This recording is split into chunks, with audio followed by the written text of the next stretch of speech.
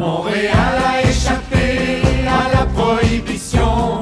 Elle s'est forgée une sacrée réputation. Je suis tombée sur un article à un moment donné qui disait « Lily Saint-Cyr, est-ce que c'était la première Kim Kardashian? » Elle était avant-gardiste pour plein de raisons, une des premières femmes qui portait le pantalon, mais aussi qui se dénudait au complet. Donc, elle avait comme ça là, des pôles complètement contraires, puis ça m'a fascinée, ça. Marilyn Monroe a engagé Lily Saint-Cyr pour apprendre toute sa gestuelle dans la séduction. C'est Lily Saint-Cyr qui a montré ça à Marilyn Monroe. C'est vraiment le vice versus la morale.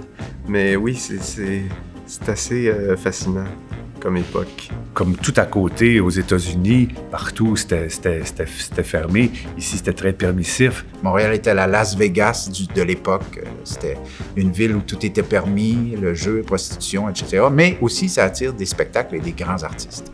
C'est comme si les gens avaient pas de limite. La nuit était sans fin. Fait que, c'était comme le symbole de l'ivresse, puis de l'enivrement. Là, les images qu'on voit de la ville qui sont illuminées, Sainte-Catherine, c'est incroyable là, quand même. C'est un centre très, très important de l'Amérique du Nord. Pour le côté festif, extravagant, mais aussi dark, c'était pas juste de la paillette, là, il y avait quelque chose de très cru, de très raw, relié au Red Light. Elle écoute la java, mais elle ne la danse pas, elle ne regarde même pas la piste.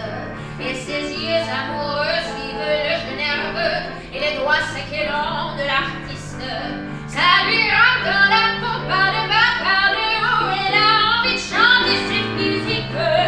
Tout son être étendu, son soufflet suspendu. C'est une vraie tordue de la musique. Super intéressant qu'on ait des chansons originales, puis un texte original, puis qu'on amène ça de l'avant sur les scènes du Québec, puis que ce soit aussi relié à un personnage historique, à des faits historiques, des trucs qui ont vraiment réellement existé. En 1940